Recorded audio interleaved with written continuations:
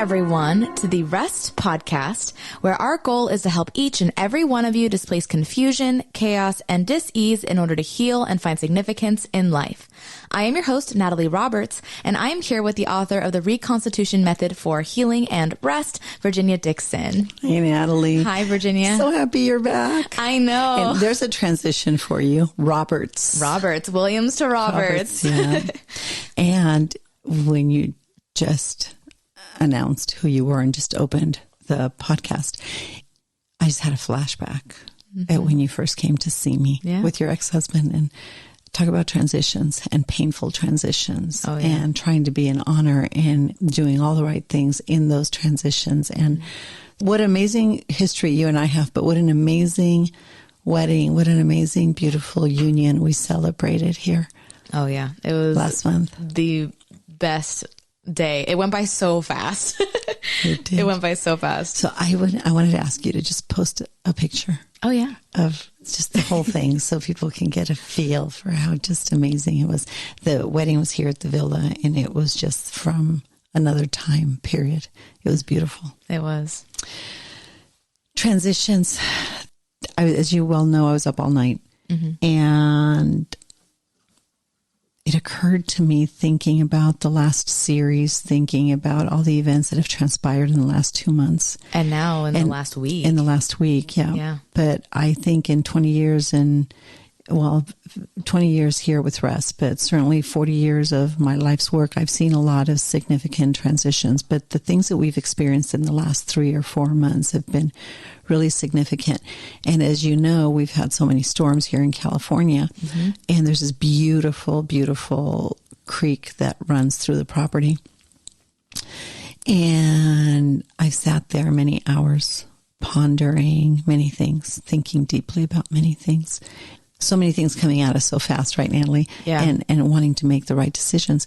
But there was a little leaf that fell in the stream of water that was pretty aggressively running through the creek. And it occurred to me that is like, it was an illustration of my life and time. And we always want to hang on to things. We don't want to see change. And yet, life in time and experiencing life in time is very much like being a leaf in that creek. There's no going back. Yeah. Things just keep going and going and going, but somehow we want to hold on to some things. Other things we want to run from. But either way, time is such that everything just transitions. And the question is, how do they transition? When to the transition? What's causing this the transitions? And how do we respond?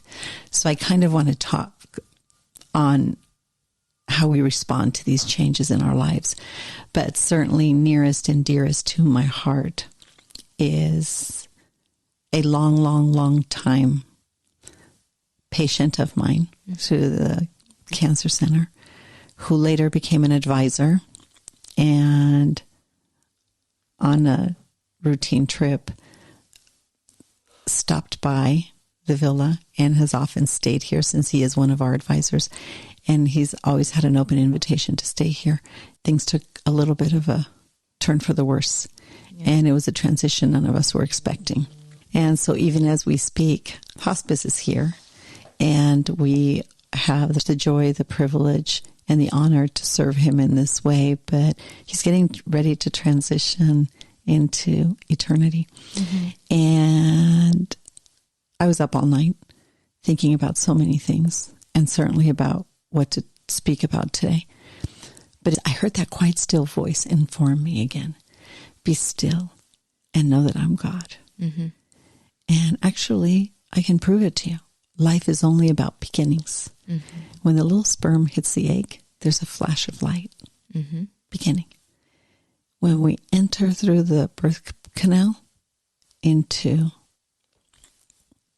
this ecosystem, it's light. Into time, yeah. Yeah. Light, right? Yeah. When we enter into time through conception, there's light. Yeah. But when we go through the birth canal, there's light. And it occurred to me that John's about to see the light of all lights. as is so well reported by so many. And I think it really touched my heart because even as we speak, my great nephew is about to be born. Mm-hmm. And obviously I can't be there or be with my sister, which is where my heart is. But I'm so touched by it because here one life, beautiful life that I've had the privilege of displacing confusion, chaos, and dis-ease of in a ripe old age. But one life transitions out and another one comes in. Mm-hmm. It's been such a joy to experience, I think, both things. And that's the beauty in the ashes of all these that come with all these transitions, painful as sometimes they are. I think that's the hope that lies before us. And somehow this peace that surpassed all understanding came over me. And I felt a flash of joy because it's all good. Mm-hmm. And I think it's good because it exposes, reveals, and informs us about so many things, right?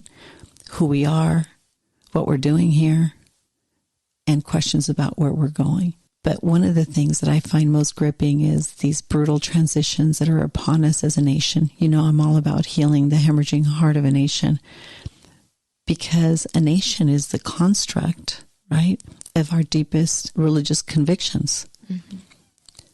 But just as a nation, we see that we're in a time of enormous transition.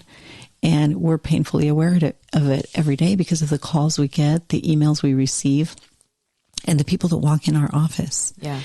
And there is growing confusion, chaos, and dis-ease about some really what I think are basic things. Yeah, foundational principles, like things that are written on our heart that we intuitively know, but we don't fully understand. Congruent with laws of nature, things that are self-evident and appeal to our natural affections, which is a tagline for R.E.S.T. Right.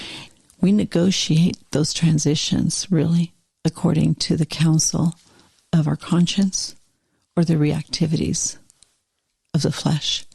And I look at John and see that all the decisions that he's having to make, the things he's having to weigh out, and the integrity with which he's doing them, I'm realizing how he's driven by so much conviction.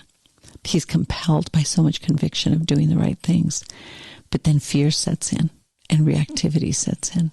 And I'm watching him try to negotiate those two things. Yeah. And it's a beautiful thing to watch because I think it's no different than our listening audience right now and the decisions and the things they have to make. But I have a segment that I'd like to read. It says, the nature of a man wants to really do what suits him best. And it's often in opposition with the highest calling of his conscience. The Spirit gives us, informs us with desires that are opposite to those that are intuitive to our nature, our central nervous system, our propensity to react. These two forces are constantly fighting each other. So that often we're not free to carry out our good intentions because the impulse of our reactivities threaten to drown out our deepest convictions. But when we are directed by this quiet, still voice that says you were meant for more than this, there's a lot of freedom. And we're under no obligation to submit to fear. But when we follow the desires of our nature to be reactive, to do what we want, in spite of what we know is best, the results are very clear. Regardless if we're on our deathbed or if we're at a bar, conversation we were having earlier, Natalie, or whether we have to make tough business decisions, or whether we're at a school board meeting and some tough things are being discussed that violate our conscience, but we don't want to speak up. Yeah. The impulses of the flesh are clear. They tend to be self-serving in nature. They are understood because people tend to be offensive to themselves and others, frankly. They seek pleasure, their own impulses. They want to do what they want, when they want, how they want it. They're not willing to listen. The hearts are idolatrous. The things they're pursuing become more important than the people they're talking about. The point they're making becomes more important than the people they're addressing. There's hostility, there's quarreling, there's jealousy, there's outbursts of anger, there's selfish ambition, there's dissension, division, envy. And I thought this was interesting, especially in light of what David spoke about. But there's drunkenness. Yeah. There's an indulgence in behavior to decompress, to cope. Drinking, drugs, all kinds of other things. Yeah. Ultimately, these things lead to destruction. But you don't have to be confused, and we don't have to drown in the conflict that often comes with these transitions. Because listen to this. The fruit of the Spirit, the voice of that Spirit, the voice that says you were meant for more than this, is evidenced because you will be inclined to silence the impulses of reactivity, to be kind, to love. And in the process, you'll feel a sense of joy, not happiness. Happiness has to do with external circumstances, but joy, peace, patience, kindness, goodness, faithfulness, gentleness, and self-control. And here's the thing. There's no law against those things because they're law-giving things. Right. The law is only established, right? We only all have to turn to the law when the options aren't life-giving. But the voice of the Spirit really infuses life into discourse, into conflict. I remember being at a school board meeting, and the person who was facilitating the discussion became a punching bag. And I sat in the back of the room. I was asked to go and listen to see what in fact was transpiring, and I couldn't remain silent. And I stood up and I asked the people that were being very reactive, and it became like a mob mentality thing, wow. what they were hoping to accomplish in the discourse.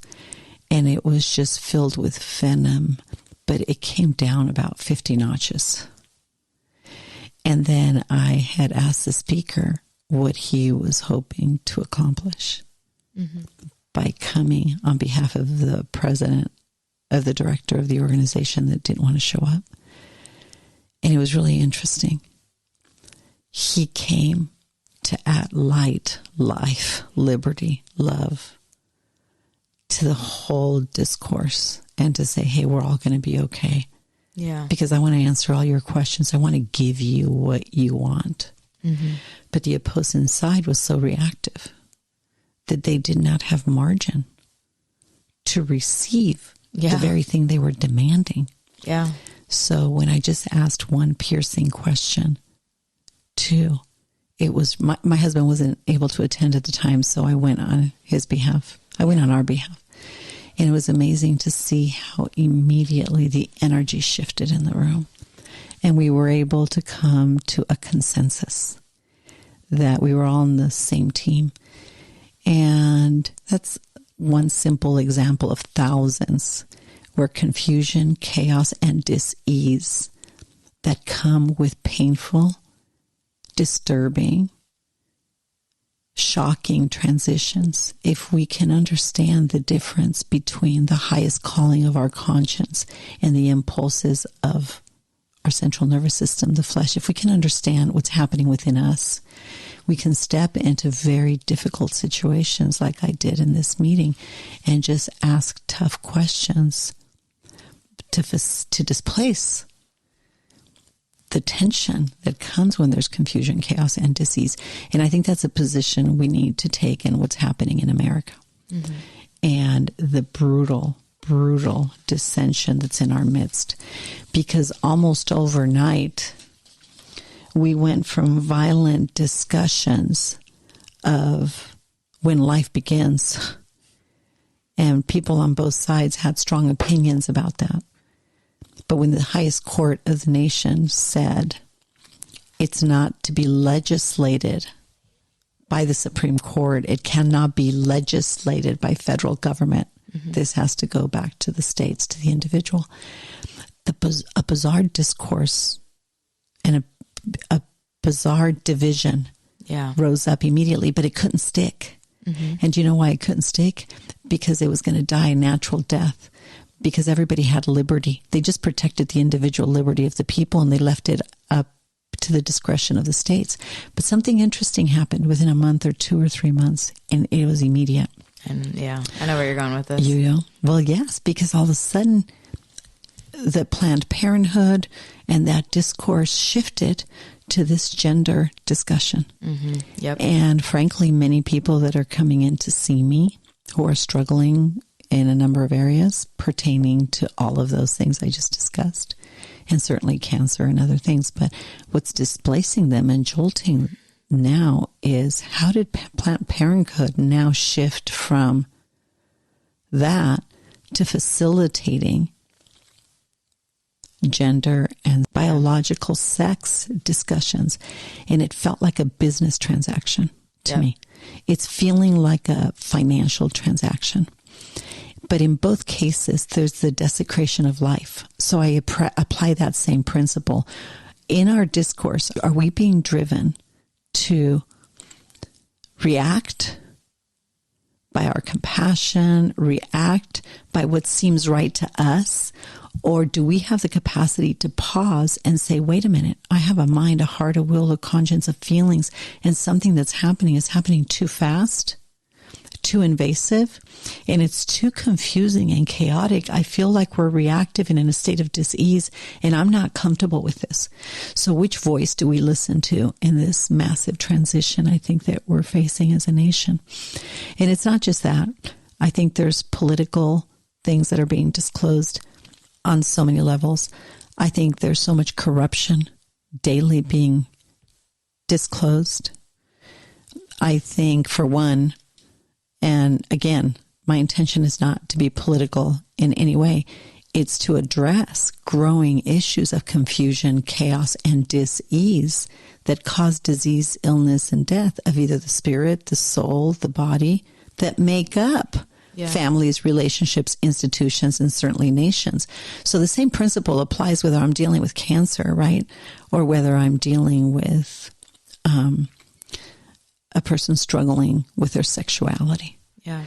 So one thing that has shocked me in this huge cultural transition that we're experiencing is invasive thoughts that come out of nowhere. Yeah. And I've realized, well, there's a spiritual constitution to this narrative that I think we need to become more clear about and explain and define. And I'd like to do that in our next podcast, Natalie. Yeah. But did that make sense? Yeah, it did. And, talking about this specifically, I know a lot of people have a question of when did all of this start? Because, I have an idea of kind of where it started to get worse, but we know that this transition's been happening for a long time, and just now it's becoming more blunt and in our face. Yeah. And that's a great question. And I'm asked that all the time. What the heck has happened? And one of my favorite conversations, I can certainly go, as can people who love history and philosophy and theology and the evolution of thought. I think there's many times in the history of man that we see the full breadth of these transitions taking place. I can just cut to the chase and say there's nothing progressive about what we call progressive. Yeah. We've been here throughout the beginning of time, but the transitions we're experiencing right now at these alarming rates are so consistent with what happened in Rome. And we see that the demise of a nation is upon us. I think the huge transition that we all need to be really preparing for, and I'd like to address that, is the access of information and and the dispersion of information and the incredible capacity we have to communicate, and both to communicate and to distort what's happening. Yeah. But one thing is certain: growing confusion, chaos, and dis-ease that we are facing is a sign of the times. Very well documented by a library that is contained in what we call the Bible. Most people don't realize that the Bible is really a conglomeration. Yeah, it's a historical document, but it's the conglomeration, right? It's the accumulation of books that span thousands and thousands of years. Mm-hmm.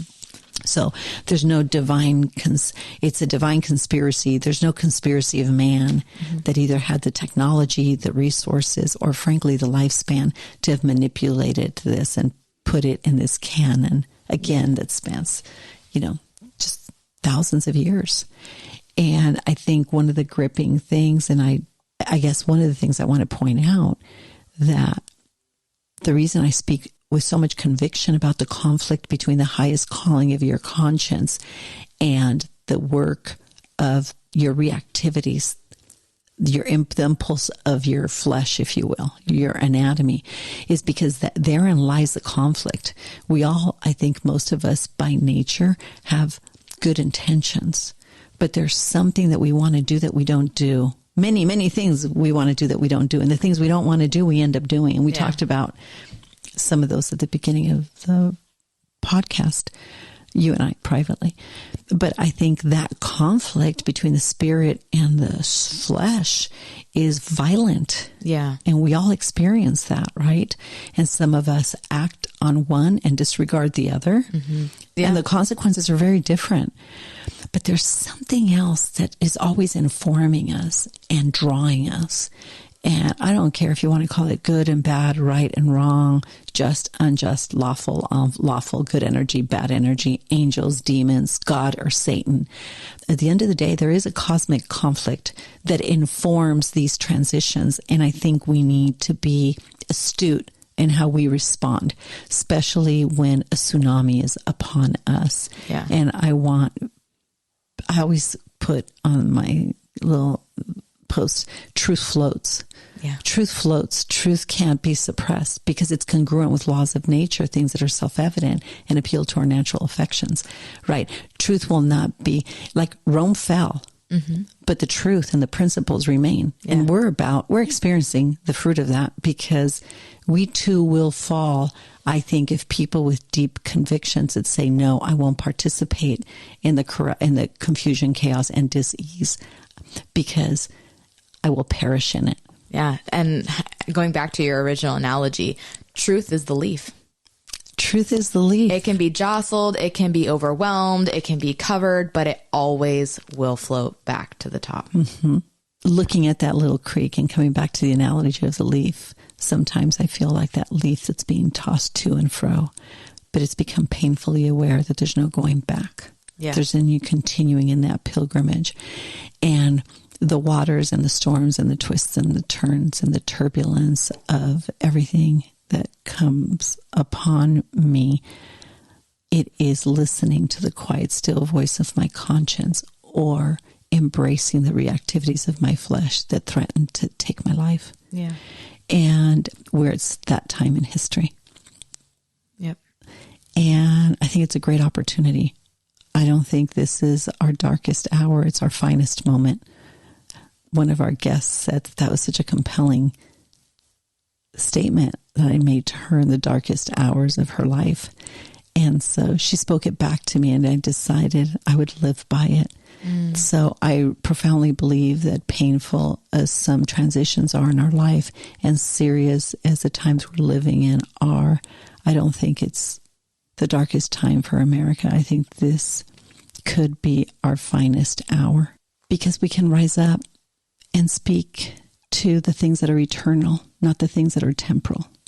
And we don't have to get caught up in narratives about politics when government dictates politics. Yeah. We don't think about the political systems and the directors of systems as having their root in government and how man governs his mind, his heart, his will, his conscience, and his feelings. And I think that's an important distinction, and I hope we have more time in the future to make it. Yeah. And something that comes to mind with you saying that was, let truth float. Let the light shine, because what fear wants to do is to snuff it out and to drown it. It's not possible. It's not possible. Mm-hmm. Yeah. Mm-hmm. Who knows what will happen to a generation in the process? Yeah. But laws of nature, things that are self-evident and appeal to your natural affections, cannot be drowned out. Mm-hmm. And I hope that gives people the courage to live from their deepest convictions and not from their propensity to react out of fear. Yep. In the end times, people will become lovers of themselves. They're going to love money. They're going to be boastful and proud, scoffing of God, the one that established laws of nature, self-evident truth, and made us to have the gauge of our natural affections to determine what's true and what's not, ironically. Yeah.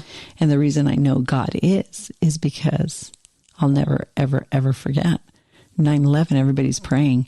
And I'm thinking, I wonder who they're praying to and for what, because all these people don't believe in God. Yeah. By their own admission, by the way. So it's really interesting that when push comes to shove in our life, our cry is for the one who designed us to be in alignment with him. Mm-hmm. Anyway, disobedience will be rampant. Disobedience of parents, specifically ungrateful. Consider nothing sacred. They're going to be unloving and unforgiving. They will slander others and have no self-control. They're going to be cruel and hate what is good. They're going to betray their friends, live recklessly, and be puffed up with their own pride. What's the expression? My truth. No, there's not your truth. There's your opinion and the truth. Yes.